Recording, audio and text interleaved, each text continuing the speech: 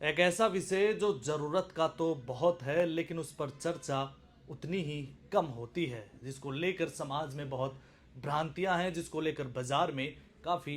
दुकानें भी खुली हुई हैं, जिसको लेकर घर से निकलते ही बाजार जिस भी स्टेशन पर जाएंगे उसको लेकर काफ़ी विज्ञापन भी हमें देखने को मिलते हैं। लेकिन असली समाधान क्या है, असली इलाज क्या है, उसको लेकर बात नहीं होती है। ऐसे में हम आज उसी विषय पर बात करने वाले हैं और उस विषय का नाम है यौन यौन रोगों को लेकर, यौन किस तरीके की पूरी जो चर्चा है उसको लेकर आज हम बात करेंगे डॉक्टर शेख से। शेख साहब हमारे साथ मौजूद हैं। सर, सबसे पहला जो सवाल रहता है लोगों का वो यही कि ये यौन रोग क्या होते हैं। जहाँ तक आपने कहा कि यौन रोग क्या है,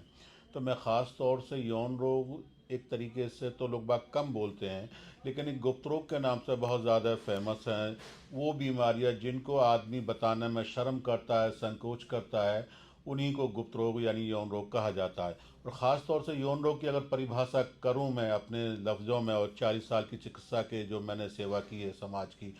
अपने रोगियों की जो सेवा किया, तो ख़ास तौर से यौन रोग में जिस तरीके से कि इम्पोर्टेंसी है यानी नामर्दी है, शीघ्र पतन है, प्रीमेच्योर इजैकुलेशन है, शुक्राणुओं की कमी है, स्वप्न दोष है, शीघ्र पतन है, धातु के रोग है, पेनिस का साइज़ का कम होना है, हार्मोन्स का अनबैलेंस होना है। और वैसे तो बवासीर भी, क्योंकि बवासीर को भी बताने में लोग बाग शर्म करते हैं, जिनको हो जाती है तो वो नहीं बताते। ये तमाम बीमारियां जो हो जिनको बताने में शर्म महसूस करती हैं, उन्हीं को हम गुप्त रोग की परिभाषा में या श्रेणी में रखते हैं। तो डॉक्टर साहब, अगला मेरा सवाल ये है कि सेक्स को लेकर कई कई सारी जो दवाइयां हैं वो बाज़ारों में उपलब्ध हैं, और सेक्स के समय को लेकर भी काफ़ी सारे लोगों के बीच भ्रांतियां रहती हैं। तो बाज़ारों में जो गोलियां सेक्स को लेकर मिलती हैं वो क्या आम व्यक्ति को लेनी चाहिए। देखिए, बहुत ही अच्छा आपने एक ज़बरदस्त सवाल कहूँगा कि आज देश के अंदर जिस तरीके से भी मेडिकल स्टोर पर हमारे नौजवान यूथ और हर वर्ग के लोग बाग जो सेक्स का आनंद लेना चाहते हैं या अपनी सेक्स क्षमता को बढ़ाना चाहते हैं, तो ख़ास तौर से मेडिकल पर जाते हैं। मैं किसी गोली का नाम नहीं लूँगा, 10 नंबर, 20 नंबर, 50 नंबर, 100 नंबर, ख़ास तौर से नीली पीली तमाम याग्रा व्याग्रा कैवेट्रा तमाम तरह की गोलियां आती हैं। मेरा मानना ये, और मेरी तकरीबन 20 वीडियो इस विषय को लेकर हमारे यूट्यूब चैनल पर पड़ी हुई हैं, डॉक्टर शेख के यूट्यूब चैनल पर पड़ी हुई हैं। मैं अपने दर्शकों को कहना चाहता हूँ कि अगर आप किसी भी यौन रोग से परेशान है, या आपने वैवाहिक जीवन बहुत ज़्यादा ख़राब है, आपने बचपन की गलतियाँ बहुत ज़्यादा की हैं, उसकी वजह से आपकी यौन क्षमता कम हो गई है, या उम्र की अधिकता की वजह से आपकी यौन क्षमता कम हो गई है, या शक्ति कम हो गई है, तो आप किसी भी सूरत में इन गोलियों का इस्तेमाल ना करें। अगर आप इनका इस्तेमाल करते हैं तो मेरा मानना ये है कि ये गोलियां जो हैं ज़हर से ज़्यादा ख़तरनाक होती हैं, आपके हार्ट पर परेशानी करती हैं, आपकी किडनी को ख़राब करती हैं, आपका सिर में दर्द रहने लग जाता है, आपकी आंखें लाल हो जाती हैं, आपको कॉन्स्टिपेशन हो जाती है, आपके पैरों में दर्द होना शुरू हो जाता है, और कई दिन तक एक टेबलेट यूज़ करने के बाद में कई दिन तक शरीर परेशान रहता है। तो मैं आपसे यही अनुरोध करूँगा, अगर आप किसी भी सेक्स समस्या से परेशान है, किसी भी सेक्स रोग से परेशान है, तो किसी भी अच्छे डॉक्टर से मिलकर उसका समाधान करें, ना कि किसी भी तरीके से आप उस तरह की दवाओं, और बिना किसी डॉक्टर की सलाह के कोई भी दवा नहीं लेनी चाहिए। डॉक्टर साहब, आपने कहा कि बचपन की गलतियां,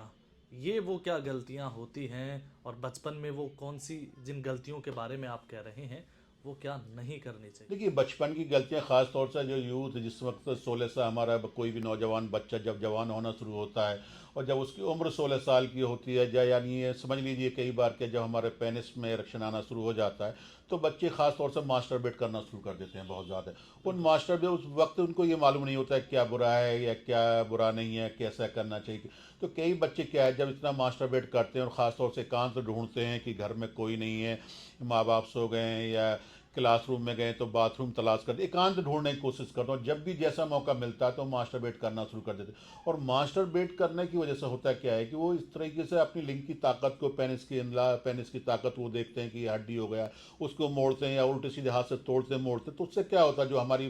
पेनिस के अंदर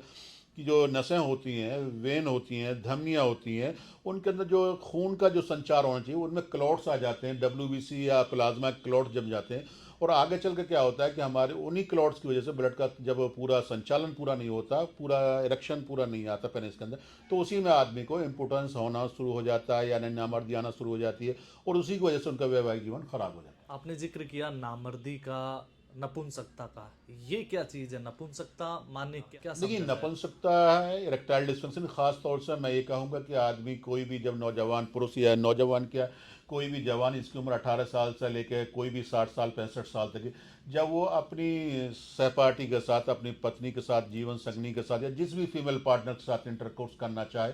और उस वक्त के उसके गुप्तांग के अंदर जो इरेक्शन आना चाहिए, जो स्टैंड होना चाहिए, जो खड़ा होना चाहिए, जब वो इरेक्शन नहीं आता है तो उसी को नपुंसकता यानी नामर्दी कहा जाता है। आ, जब नामर्दी की बात आती है, इससे जुड़ी हुई और भी कई सारी चीज़ें हैं जिसको लेकर बातें होनी चाहिए। वो ये कि प्रीमेच्योर इजेकुलेशन, जिसको शीघ्र पतन भी कहा जाता है, इसका क्या इम्पैक्ट पड़ता है एक रिलेशनशिप के ऊपर, एक वैवाहिक जीवन के कि ऊपर? मेरा मानना ये है कि ख़ास तौर से जो मैंने अपनी 40 साल की चिकित्सा में देखा है, अगर सेक्स रूप में कोई बीमारी खतरनाक है, सबसे ज़्यादा खतरनाक है, और जिसकी बिना पर जो है रिश्ते ख़राब होते हैं, जिसकी बिना पे तलाक होते हैं, जिसकी बिना पे संबंध बाहर बनते हैं, वो ख़ास तौर पर वो बीमारी है शीघ्र पतन की, प्रीमेच्योर इजैकुलेशन की, सूरत इंजाल की इसको कहा जाता है। क्योंकि होता क्या है कि जिस वक्त मियाँ बीवी आपस में समागम करने की कोशिश करते हैं, या मिलना चाहते हैं, या इंटरकोर्स करते हैं, या संभोग करने की कोशिश करते हैं, तो तैयार होते हैं, तैयार होते समय ही पुरुष जिस वक्त सेक्स करना चाहता है तो उसका या तो बाहरी इजैकुलेट हो जाता है, शीघ्र वीर का निकल जाता है, या एक दो झटकों में उसका वीर को निकल जाने को शीघ्र पतन कहते हैं। तो जो उसकी अर्धांगिनी है, जो उसकी जीवन साथी है, जो उसकी पत्नी है, जो उनसे, या ये मान लीजिए कोई भी है उनके साथ में, जो सेटिस्फेक्शन, जो टाइम चाहती है, जब वो टाइम नहीं मिल पाता है तो वही महिलाएं या तो जो है वो कुछ नहीं कहेंगी, तो आपके ऊपर विलेम लगाएंगी, भाई ये लड़का ठीक नहीं है, नामर्दी की शिकायत, ये कोर्ट तक हमने पहुंचते केस देखे, यहाँ तक कि तलाक होती भी हमने देखी गई, यहाँ तक भी देखा गया कई संबंध को महिलाएं बाहर भी संबंध बनाती। तो ये बीमारी जो है प्रीमेच्योर इजैकुलेशन शीघ्र पतन, जो बहुत ज़्यादा खतरनाक है, क्योंकि इस बीमारी में किसी भी तरीके से पुरुष जो है अपनी फीमेल पार्टनर को सेटिस्फाइड नहीं कर सकता, और जब वो सेटिस्फाइड नहीं करता तो उनकी घरवाली या वो जो जो भी उनका फीमेल पार्टनर है, तो वो उनसे खुद कह देती है आपसे कुछ होता तो है नहीं, मुझे तैयार करा देते हैं, आपसे कुछ होता नहीं है, मुझे सेटिस्फेक्शन नहीं मिल पाता, या मुझे पूरी डिज़ायर नहीं आ पाती। इसलिए आदमी उस स्थिति में पहुंच जाता है कि आदमी अपनी घरवाली से भी आंखें मिलाने में शर्म संकोच महसूस करता है। इसी से जुड़ी हुई एक और चीज़ है जिसे नाइट फॉल कहा जाता है। क्या ये एक बीमारी है? इसे क्या माना जाए? देखिए, नाइटफॉल जो है एक बीमारी तो मैं नहीं कहूँगा इसको, मैं आपको थोड़ा सा, वैसे तो मैं जिस वक्त नेट पे इंटरनेट पे देखता हूँ तो इस पे अलग अलग मत देखने को मुझे मिलते हैं। ख़ासतौर जब हम किसी हमारे मरीज जब हमारे पास आते हैं तो वो जब किसी एलोपैथिक डॉक्टर के पास जाते हैं तो वो कह देते हैं भाई ये तो कोई बीमारी नहीं है, जब कोई चीज़ बनेगी तो निकलेगी, आपकी शादी नहीं हुई है तो ये तो निकलना एक लाजमी, इसको कहाँ से रुकेंगे, कोई बाल्टी है जब भर गई है तो ओवरफ्लो होगी। तो उनके अलग अलग मत आते हैं। तो मेरा मानना भी ये है कि अगर आदमी, कोई बच्चा, कोई नौजवान जिसकी उम्र 18 साल से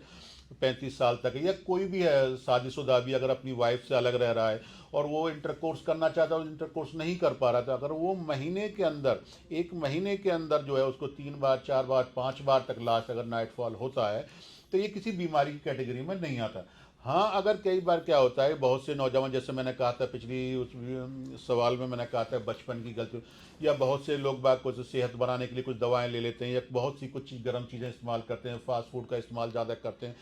या पोर्न वगैरह देखते हैं, इंटरनेट पर पोर्न वगैरह देखते हैं, असली साहित्य पढ़ते हैं। तो उसकी वजह से होता है क्या है कि बॉडी के अंदर गर्मी पैदा हो जाती है, हमारी जो धातु है बहुत ज़्यादा पतली हो जाती है। तो कई नौजवान हमारे पास ऐसे आते हैं जो ये कहते हैं कि हमें पर डे हो रहा है, एक रात में 2-2 बार हो रहा है, 3-3 बार हो रहा है, कई बार कहते हैं 20 महीने में 20-25 बार हो जाए। तो जिन लोगों को महीने में 4 बार या 5 बार से अधिक होता है, या 8 बार 10 बार होता है, तो वो एक नाइटफॉल की कैटेगरी में आते हैं, बीमारी की कैटेगरी में आते हैं। मेरा मानना है, और ख़ासतौर से यूथ को अपनी तरफ से पैगाम देना चाहूँगा, डॉक्टर शेख की तरफ से पैगाम देना चाहूँगा कि आप सबसे पहले अपने साहित्य को, उल्टा सीधा जो साहित्य पढ़ते हैं उसको ना पढ़ें। दूसरा, रात को सोते समय आप जो है किसी भी जो है अपनी जो भी गर्लफ्रेंड है या किसी भी है पत्नी है, उनसे ऐसी बात, उत्तेजक बात ना करें, वर्गर बात ना करें जिससे कि आपके शरीर की स्टेमिना बढ़े, उत्तेजना आपके शरीर के अंदर। इन चीज़ों को देखने से, इन चीज़ों के करने से, इन चीज़ों की बातों से करने से भी आदमी की बॉडी में गर्मी पैदा होती है और नाइटफॉल होने के चांसेस रहते हैं। इन चीज़ों से बचें। बाकी फिर भी अगर आपको लगता है कि आपको बहुत ज़्यादा आपको नाइटफॉल हो रहा है और नाइटफॉल की वजह से आप बहुत ज़्यादा परेशान हैं, आपके शरीर कमज़ोर हो गया, आपके चेहरे की रौनक चली गई,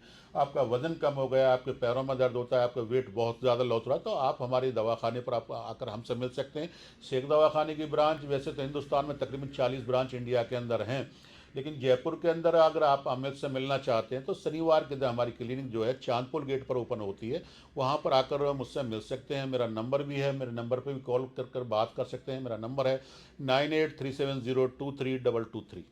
हाँ, इसके अलावा एक और सवाल ये है जो यूथ के अंदर काफ़ी हमें देखने को मिलता है, और न सिर्फ यूथ में बल्कि पूरे इंटरनेट पर भी छाया रहता है, वो ये कि पेनिस की साइज़ किस तरह से बढ़ाई जाए। दर्जनों ऐसे वीडियो मिल जाएंगे, ऐसे खबरें मिल जाएंगी जिसमें ये लिखा होता है कि पेनिस की साइज़ बढ़ाने का ये तरीका है। क्या पेनिस की साइज़ बढ़ना संभव है? देखिए, ये बहुत ही ज़बरदस्त आपने क्वेश्चन किया। मैं भी खुद हैरान हूँ, परेशान हूँ। जब मैं भी कोई भी नेट और ख़ासतौर से फ़ोन साइड पर हम जब जाते हैं तो उस तरह के विज्ञापन और आते हैं कि पेनिस की साइज़ को इंक्रीज करें, 7 से 8 इंच करें, 9 इंच करें, 10 इंच करें। तो ये सारे जितने विज्ञापन होते हैं, मैं यूथ से कहना चाहता हूँ, सारे भ्रामक होते हैं। या आप उन पोर्न साइटों को देखते हैं, जैसे आप पोर्न वीडियो देख रहे हैं, उस पर देख रहे हैं कि वैसे तो अलग अलग कंट्री का और अलग अलग एरिया का और हर आदमी का अलग साइज हो सकता है। पहली बात, मैं इस पर किसी को गलत नहीं ठहरा रहा हूँ, लेकिन जो विज्ञापन देखने को आपको मिलते हैं 8 इंच बढ़ाएं, 9 इंच बढ़ाएं, 10 इंच बढ़ाएं, ये बिल्कुल ही भ्रामक है। किसी भी तरीके से, किसी भी दवा से, और मैं देखा तो सर्जरी के जरिए से भी, पेनल इम्प्लांट के जरिए से भी हम 8-9 इंच नहीं बढ़ा सकते। लेकिन जहाँ तक बात मेरी अपनी है, तो मैं ख़ास तौर से बता दूं, मेरे पास एक नहीं लाखों मरीज हमने ठीक किए हैं जिनके माइक्रो पेनिस थे, जिनको बहुत 1 से 1.5 इंच की साइज़ था। लेकिन वो होते क्या, जिन पेशेंट की जो कुदरती माँ के जिस वक्त बच्चा पैदा होता है, और कुछ बच्चों को हार्मोन, टेस्टोस्टेरोन हार्मोन्स कम हो जाता है, टेस्टोस्टेरोन का लेवल बिलो हो जाता है, उनके पेनिस साइज ही नहीं, पेनिस साइज तो छोटे होते ही होते हैं, उनको क्या टेस्टिकल भी नहीं होती, उनकी दाढ़ी मूछ भी नहीं आती, उनका चेहरा भी अजीब होता है, तो उनके साइज को भी इंक्रीज किया जाता है और 1 से 1.5 इंच तक, 2 इंच तक बढ़ाया जाता है। इससे ज़्यादा नहीं बढ़ाया जा सकता। या उन बच्चों को जिन्होंने बहुत ज़्यादा मास्टरबेट किया, मास्टरबेट की वजह से उनकी नसें खराब हो गई, लिंग की नसों के पट्टे खराब हो गए, उनको तनाव नहीं है। जब तनाव नहीं आता तो साइज ऑटोमेटिकली छोटा दिखता है। मैं आपको पहले कन्फर्म कर दूँ, अगर आपको तनाव पूरा आएगा तो आपको साइज भी पूरा नजर आएगा। आप मास्टरबेट को लेकर आपने कहा, तो क्या मास्टरबेट करना गलत है, बुरा है शरीर के लिए, या शरीर के ऊपर क्या ये गलत प्रभाव डालता है? देखिए, मास्टरबेट जैसे खास तौर से, मैंने अभी वो मास्टरबेट का एक टॉपिक इस बीच में आ गया था, लेकिन खास तौर से मेरा मानना है, डॉक्टर शेख का मानना ये है, आज आज नहीं, जब से ये दुनिया बनी है, जब से ये मनुष्य बना है, ये हो सकता है उस टाइम पे परसेंटेज कम रही हो। मेरा मानना ये है कि जब आदमी जवान होता है, तकरीबन 100 में से 95% आदमी मास्टरबेट करता है। पहली बात तो ये समझ लीजिए। तो दूसरी बात ये है कि मास्टरबेट बुरा नहीं है। मास्टरबेट, क्योंकि अगर आदमी उसमें भी, जैसे मैंने वो आपको नाइटफॉल के बारे में आपसे कहा था कि अलग अलग मत हो सकते हैं, एलोपैथी डॉक्टर्स के अलग मत होते हैं। जैसे ही हम एलोपैथी डॉक्टर के पास जाते हैं तो वो डॉक्टर्स वो ये कहेंगे, भाई मास्टरबेट तो आदमी, हर आदमी करता है, इसमें कोई आप कोई नया काम नहीं कर रहे हैं, और मास्टरबेट से होगा क्या, जो बन रहा है वो निकालने की, आप अपनी डिज़ायर को पूरा कर रहे हैं। तो जब आपके साथ कोई सेक्स का विकल्प नहीं है तो आप ये कर सकते हैं। तो लेकिन मेरा मत इसमें जो है, फिर वही दोहरा मत है मेरा इसमें जो है, अगर आप जवान हैं, आपकी उम्र जो है 18 साल से लेकर 25 साल 30 साल तक के, या आप शादीशुदा हैं या गैर शादीशुदा, अगर शादी हो गई, अगर आप वाइफ के पास नहीं रह सकते, आप सेक्स नहीं कर सकते हैं, उस वक्त आपको सेक्स की इच्छाएं हो रही हैं, तो अगर चाहें तो आप वीक में 1 या 2 बार कर सकते हैं। वैसे मैं कोशिश ये करें वीक में 1 बार करें, महीने में 4-5 बार कर लें, तो ये मास्टरबेट जो है आपको कोई नुकसान देने वाला नहीं है। जहाँ तक कौन से मास्टरबेट नुकसान देते हैं मैं आपको बता दूं, खासतौर से हमारे नौजवान जो खासतौर से, कि उस वक्त जो उम्र होती है 16 साल से लेकर 20-22 साल 25 साल तक, उस वक्त हमारे ब्लड का फ्लो बहुत ज़्यादा होता है। हम सोचते हैं तो हमारा सेरोटोनिन हार्मोन, जो दिमाग का जो सेक्स का हार्मोन है, जो सेरोटोनिन होता है, जो सोचते ही उत्तेजना पैदा करता है, जो देखते ही सेक्स पैदा करता है, जो देखते ही लिंग के अंदर तनाव आ जाता है, वो बहुत तेज़ होता है, वो एग्रेसिव हो, बहुत ज़्यादा एग्रेसिव होता है। तो उस वक्त लोग बाग ज़्यादा करने की कोशिश, लेकिन मैं आपको यही सलाह दूंगा, अपने आपके चैनल के जरिए यही सलाह दूंगा कि अगर आप बहुत ज़्यादा मास्टरबेट कर रहे हैं तो ये ख़ास तौर से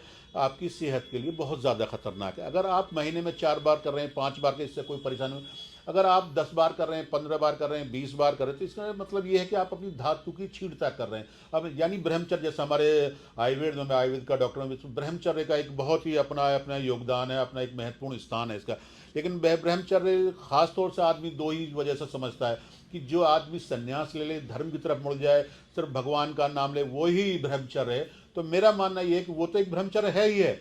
उससे आप, क्योंकि आप अपने शरीर को स्वस्थ रख सकते हैं, क्योंकि जो जो वीर है हमारा, अमृत है, जो शरीर की शक्ति है, ऊर्जा है शरीर की, जो है ओज है शरीर का, इससे चमक आती है आदमी के अंदर, बल पैदा होता है। लेकिन अगर आप जो है, अगर आपकी उम्र जो है जैसे मैंने कहा 16 साल से 18, 20, 25, 30 साल तक की है और आपकी शादी नहीं हुई, 3 बार 4 बार करते हैं, कोई दिक्कत नहीं। इससे ज़्यादा बिल्कुल ना करें। उससे भी बड़ा इस चीज़ में एक चीज़ और है, जैसे आपने क्या क्या इसके नुकसानात हैं, तो मैं नुकसानात के बारे में बताऊँ। नुकसान कुछ नहीं होता, नुकसान सिर्फ ये होता है कि जिस वक्त नौजवान सेक्स करता है तो वो मज़े के अंदर इतना मशगूल हो जाता है, इतना मतलब बिजी हो जाता है, उसको इतना आनंद आने लग जाता है, वो फिर ये नहीं सोचता कि मैं किस तरीके से कर रहा हूँ, क्या कर रहा हूँ। तो उसमें होता क्या है कि वो बच्चा जो है अपने पेनिस के साथ खेलना शुरू कर देता है और तरह तरह से वो करता है, बिस्तर पर रगड़ता है, उल्टा लेट जाता है, तकिए पे करता है, हार्ड बेड पे करता है, रगड़ता है, पेनिस को करने की कोशिश करता है। या दूसरी बात जो है लिंक को मोड़ने की कोशिश, तो मेरे पास कई पेशेंट ऐसे आते हैं कि हमने किसी पाइप में डाले तो उस समय लिंक क्रैक हो गया।